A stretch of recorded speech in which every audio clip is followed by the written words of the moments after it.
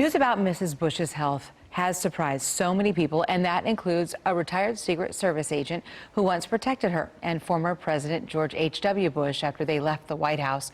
Our Jack Fink live at the George W. Bush Presidential Library in Dallas. And Jack, what is he saying tonight?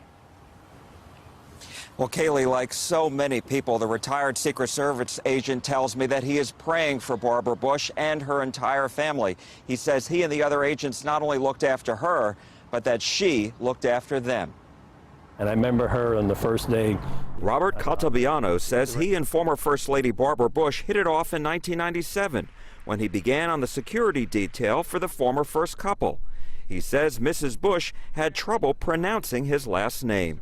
And it was quite comical, and then she just decided to say, okay, this is Bobby. And that's what I was called, just Bobby. Caltabiano, who was the special agent in charge of Lady Bird Johnson's protective detail, says it is true what so many other people say about Mrs. Bush. She is like everyone's mom. We were there to protect her, but she was really in many ways protecting us. How so? Just by the calmness of who she is. He says he'll never forget the conversation he had with Mrs. Bush when he helped her learn about all the controls of her new car. This is a beautiful car. I'd love to have a car like this. And I need a new car, and she turns around and says, oh no, Bobby, this car is expensive.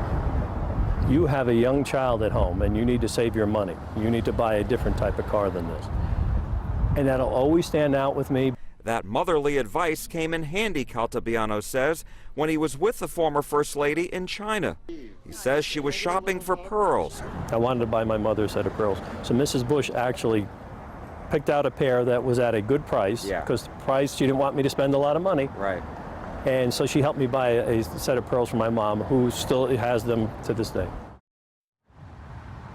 And Caltabiano says when he saw Mrs. Bush 5 years ago in Tyler, she asked him to come over so that they could take a picture together. He says he never did get a copy of that photo, but would sure love to have it.